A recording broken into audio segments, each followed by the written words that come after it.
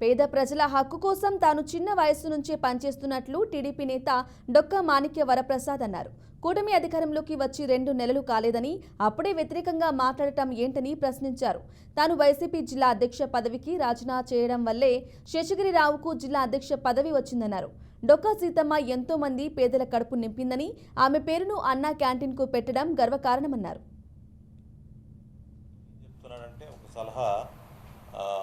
పేద ప్రజల కోసం నన్ను పనిచేయమంటున్నాడు, పేద ప్రజల హక్కుల కోసం నన్ను పనిచేయమంటున్నాడు. సంతోషం. పేద ప్రజల హక్కుల కోసం నాకు బజార్లో నడక వచ్చిన దగ్గర నుంచి, అంటే హై స్కూల్ విద్యార్థి దగ్గర నుంచి, నాకు పబ్లిక్లో మాట్లాడటం వచ్చిన దగ్గర నుంచి, అంటే హై స్కూల్ విద్యార్థి నుంచి ఈ రోజు వరకు కూడా పేద ప్రజల కోసమే నేను పనిచేస్తున్నాను. గతంలో ఉన్న పార్టీలో కూడా పేద ప్రజల వాయిసే ఇచ్చాను, ఇప్పుడు కూడా పేద ప్రజల వాయిస్ ఇస్తాను. ఎప్పుడు పేద ప్రజలకు సంబంధించి మాట్లాడతాను. అది నా జీవనాడి, నా రక్తంలో ఉన్న అంశం అది. కాబట్టి ఈ విషయంలో శేషగిరి గారు ఒకసారి ఆత్మ పరిశీలన చేసుకుంటే బాగుంటుందని తమ్ముడికి నేను సలహా ఇస్తున్నాను.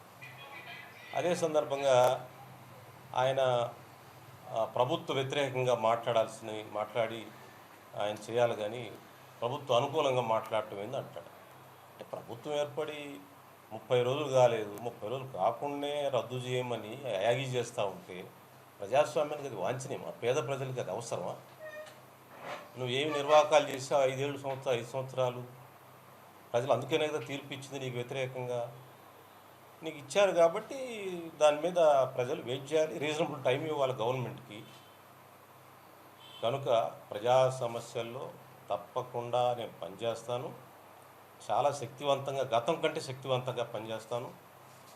నీతి నిజాయితీలు నా జీవనాడి, నా ఊపిరి.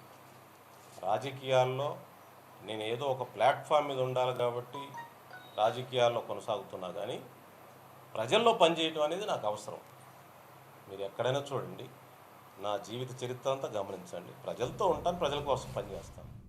ఆయన ఏం చెప్తున్నాడంటే ఒక సలహా, పేద ప్రజల కోసం నన్ను